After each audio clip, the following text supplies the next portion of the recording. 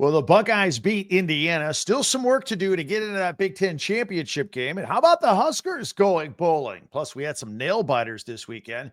Everything you need to know from week 13 as we flip the calendar to rivalry week. Right here. Locked On Big Ten starts right now.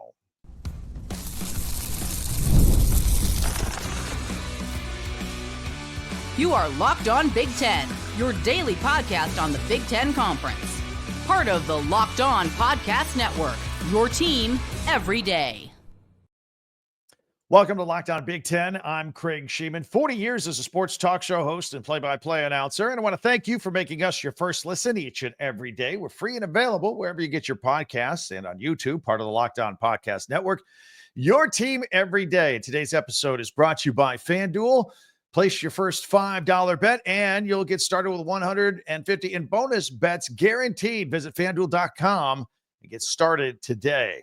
So, Indiana, not undefeated anymore. Taking on Ohio State, and it was all Buckeyes. Plus, the Huskers are going bowling. We've got the thrillers from Penn State and Minnesota. Illinois and Rutgers was insane. All that, plus our top 10 Big Ten observations from the weekend. Then, as the week goes on, into rivalry week, of course, Indiana's special teams collapsed, and they turned what could have been a close game into a 38-15 blowout win for Ohio State on Saturday afternoon. At the end of the first half, the game, or nearing the end of the half, the game was tied at 7. Indiana actually came out looking pretty good, trying to remain undefeated. The big question was, could they beat a ranked team? They hadn't done that. They even had one on their schedule up to this point. Indiana's punter let a snap go through his hands, and it led to a Buckeyes touchdown. It was a disaster. Early in the third quarter, the Hoosiers punt team failed again. They gave up a 79-yard punt return for a touchdown. As for the Buckeyes, their banged up and repositioned offensive line, I thought, looked really, really good. And their defensive front was strong. In fact, they sacked Indiana's Curtis Rourke 5 times on their way to their 10th win of the season. Will Howard was sharp. He completed his first 14 passes. He was 22 of 26, 201 yards, and 2 touchdowns. He did have an interception. Cody Simon had 2.5 sacks. Jack Sawyer had a sack and a half. Again, they had 5 on the day. Very impressive. Meanwhile, Curtis Rourke, who had accumulated 300 and 400-yard passing days, it seems like that was the norm for Indiana, threw for 68 yards. The Hoosiers could get nothing going with their passing game. He was just 8 of 18, no touchdown passes.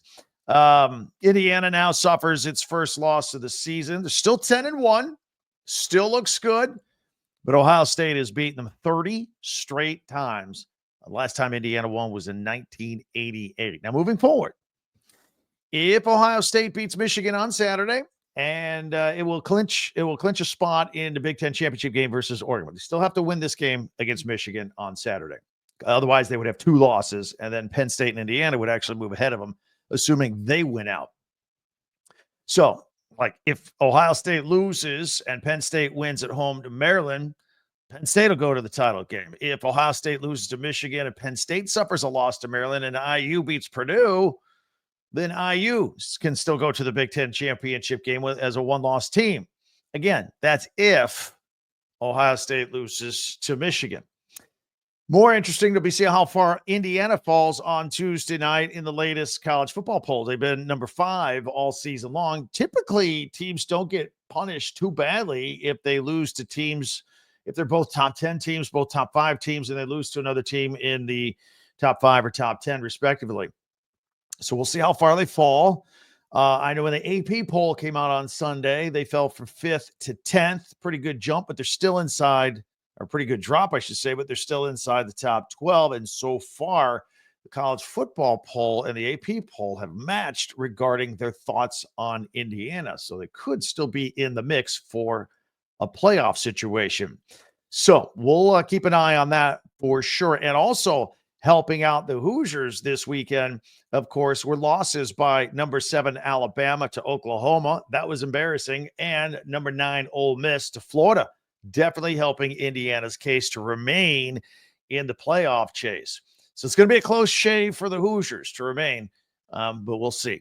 All right, and congratulations to the Buckeyes that keep on rolling. So right now, the Big Ten looks like when the college football playoffs rankings come out on Tuesday, I mean, it should match the AP top 25, which came out on Sunday, with Oregon remaining at number 1 with the bye week, Ohio State at number 2, Penn State staying in there as well, top 4, and we'll see how far Indiana falls. They're at 10 right now in the AP poll. Crazy game on Saturday. A lot of you may not have seen it. Was streamed on Peacock, but Illinois and Rutgers. Illinois wins 38-31. So let me back up just a little bit. Illinois had a late 12-play, 90-yard drive. Took about 6 minutes to go to take the lead with just over 3 minutes to go. Luke Altmaier had a 30-yard run. All right, so they're in the lead. But Rutgers came right back. Ethan Kaliak-Manis finds Kyle Monungai for a 13-yard touchdown to take a 31-30 lead with just over a minute to go in the fourth quarter. But Illinois had the ball. They were down 1 point. They're at the 40-yard line with 14 seconds to go with no timeouts. Luke Altmaier hit Pat Bryant with a pass at the 22-yard line. Now, he was supposed to get down, and they were going to try and run up to the line of scrimmage and clock it with like a second left and kick a field goal. That was the plan. It was going to be tight. Bryant saw an opening, and he kept running. He never went down, and he scored. He got a touchdown. He went all the way into the end zone. Illinois with the touchdown for the lead with 4 seconds to go. 38-31 to improve to 8-3. There was also safety involved later on for the final margin, and it was Bryant's 9th touchdown of the season. But that's not the strangest part. Even more strange about all this, before that play, Illinois was actually going to and did attempt a 58-yard desperate field goal. It wasn't even close. It was 15 yards short, hooked it. But Greg Schiano of Rutgers had called a timeout right before the snap of the ball. That gave Illinois another chance, and they decided, you know what? We can't make this field goal. Let's run our offense out onto the field, and they came up with that crazy play that won it. Just absolutely insane. Pat Bryant on the day, 7 catches, 197 yards, and the game-winning touchdown. Rutgers gave up the safety, as I mentioned, and that accounted for the final score.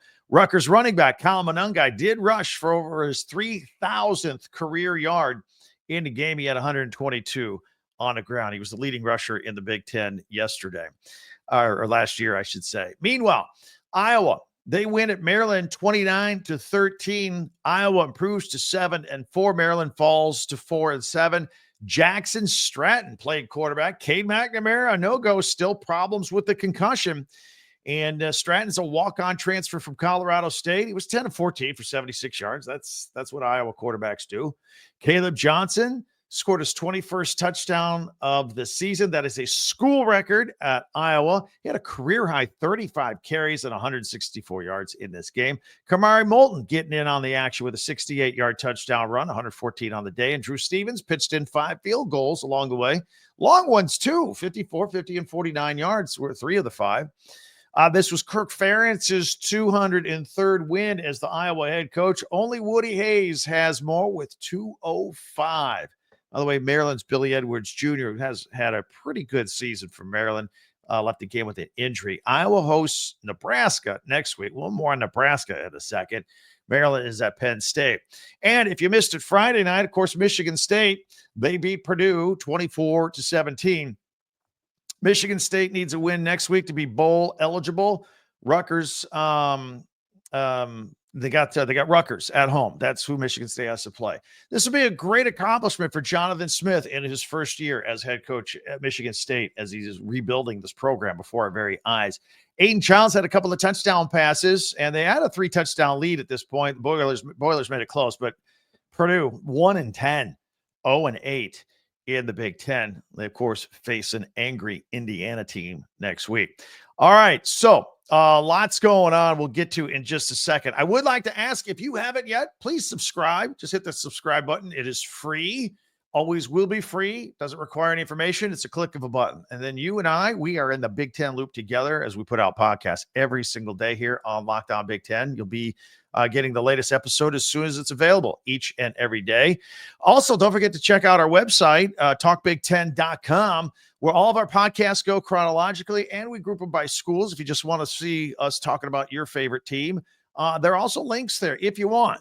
To buy yourself some school merchandise from your favorite school, shirts, hats, t-shirts, that kind of stuff, just in time for Christmas. So check that out, talkbig10.com. All right, plenty of work to do here still. Lots that I want to cover.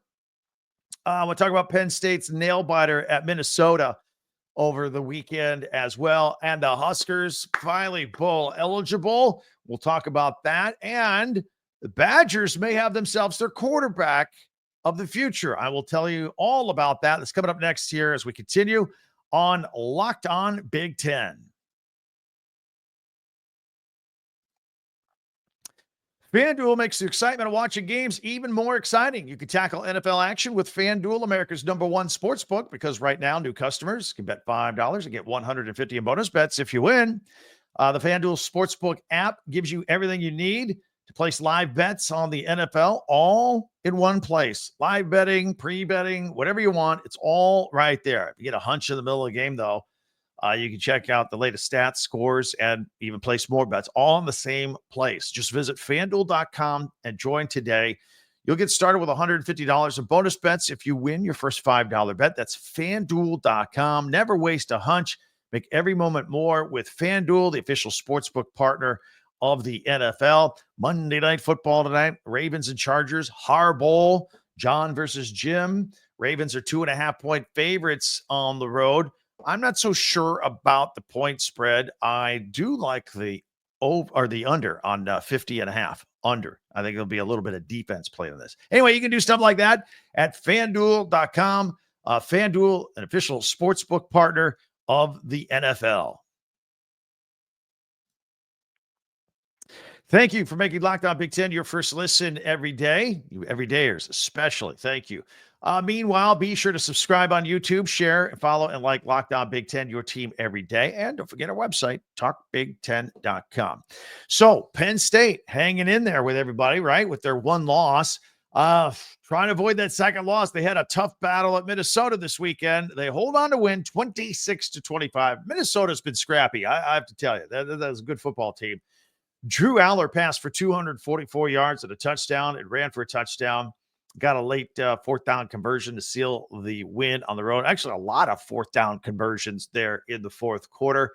Ty Warren doing Ty Warren things, 8 catches, 102 yards. He's the tight end we always talk about here on this podcast.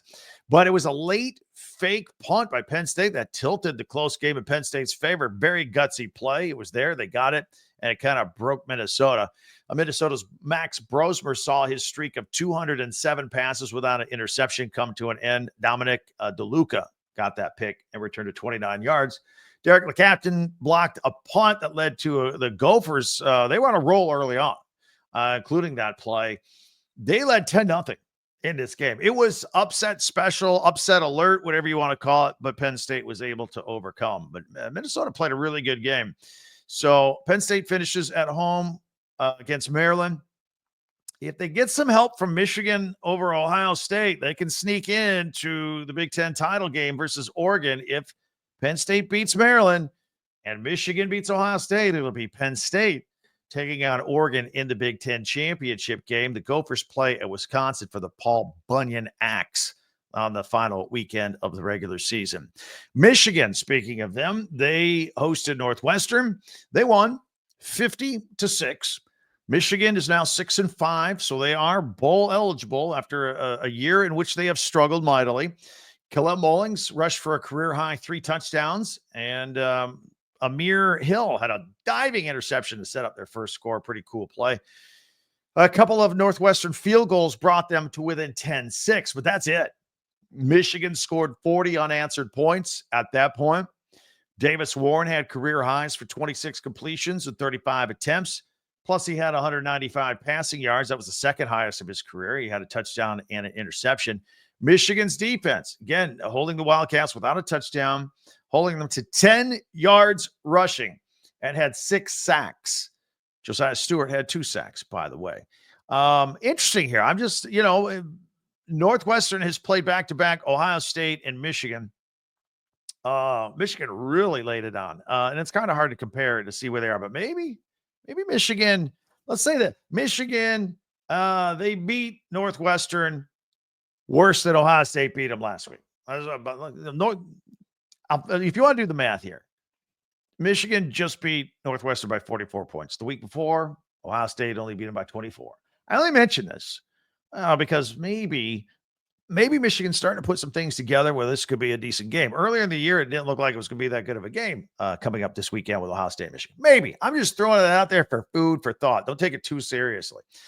What else we got? By the way, Michigan's brand new prized recruit, the number one recruit of the class of 2025, quarterback Bryce Underwood, was at the game. People were excited about that. Also, I'll tell you what, Husker fans, you got to be excited because last year the Huskers got stuck on 5 wins. You needed that 6th win for bowl eligibility, lost their last 4, a lot of one-score games, very heartbreaking. And man, you were hoping it didn't happen again this year. Got to 5-1, had the skid. We're losing games. Got this one against Wisconsin over the weekend, 44-25, 6-5. The Huskers are going bowling for the first time since 2016. Freshman quarterback Dylan Raiola under brand new offensive coordinator Dana Holgerson threw for 293 yards and a touchdown. Dante Dowdle ran for 3 touchdowns in the win. You know, the Huskers had the longest power conference bowl drought and the program's longest since 1955 through 1961. They hadn't been bowling since 2016. They also snapped the 4-game skid, which was nice.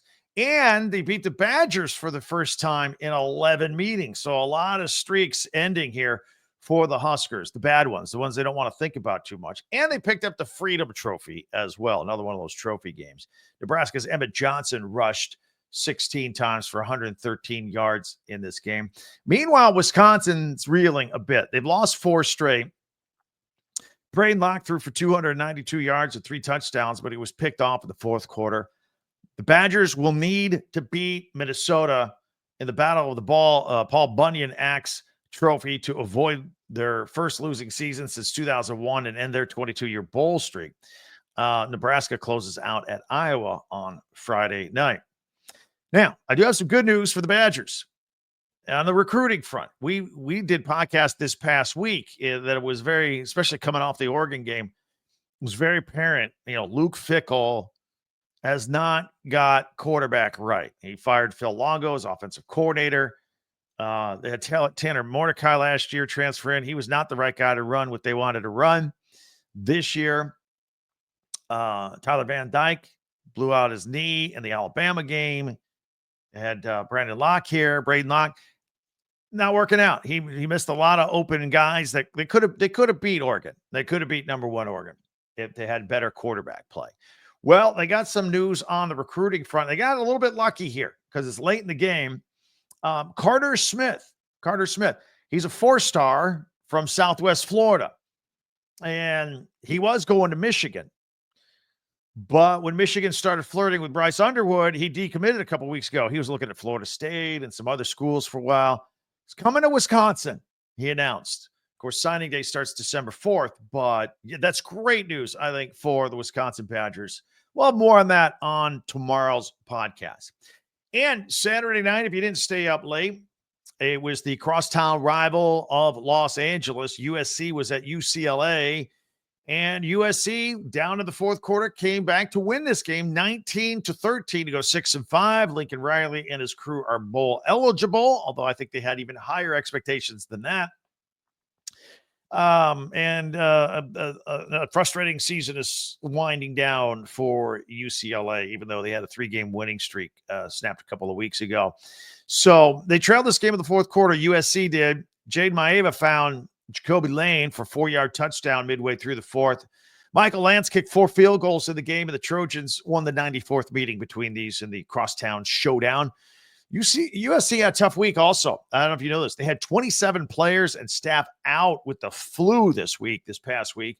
27 people missing practice on Tuesday. A lot of people compared it to the COVID days where, just had bunches of people out.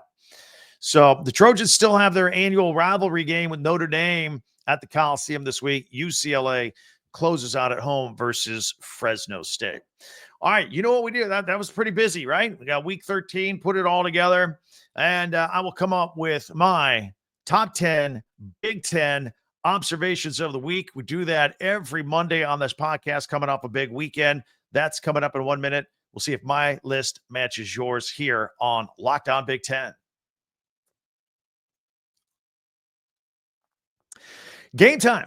Game time. Get the Game Time app, put it on your phone or your device. Anytime you need tickets for anything, sporting events or non-sporting events, like if you want to go to Big Ten basketball, Big Ten football, NFL, or if you want to go to a comedy show or a concert in your local neighborhood, get the Game Time app downloaded. If something needs tickets, you can get it with Game Time, and you get great deals, lots of convenience, all in pricing, so you know what it is right away. There's no like mystery add-ons later that they got charged for this and that. Plus, they got their lowest price guarantee. Game Time will guarantee or will credit you 110% the difference on any price you may find. And your purchase is covered with the most flexible customer service policy in the entire ticketing agency. Ticketing industry. Take the guesswork out of buying tickets with Game Time. Download the Game Time app. Create an account, use the code LOCKEDONCollege for $20 off your first purchase. Terms apply. Again, create an account and the redeem code LOCKEDONCollege, LOCKEDONCOLLEGE for $20 off. Download Game Time today. Last minute tickets, lowest price, guaranteed.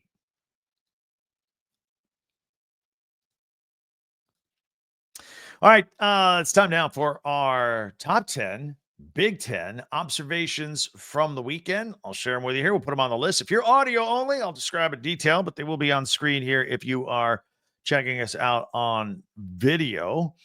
And I'm going to start it off with Khalil Mullings, a career high 3 touchdowns for Michigan, 3 rushing touchdowns for Khalil. And I'm going to throw one more in. This is against Northwestern this past weekend. And I'm going to add Amar Hill, who had a diving interception to set up Michigan's first score.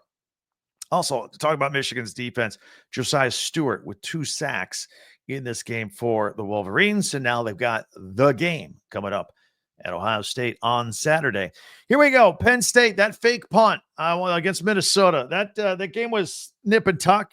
It could have gone either way. And I thought that broke Minnesota's spirit at the end. And then Penn State was just able to eventually run out the clock and get 4th down conversions and earn the win on the road. But that was a big, big time play if you were watching that game.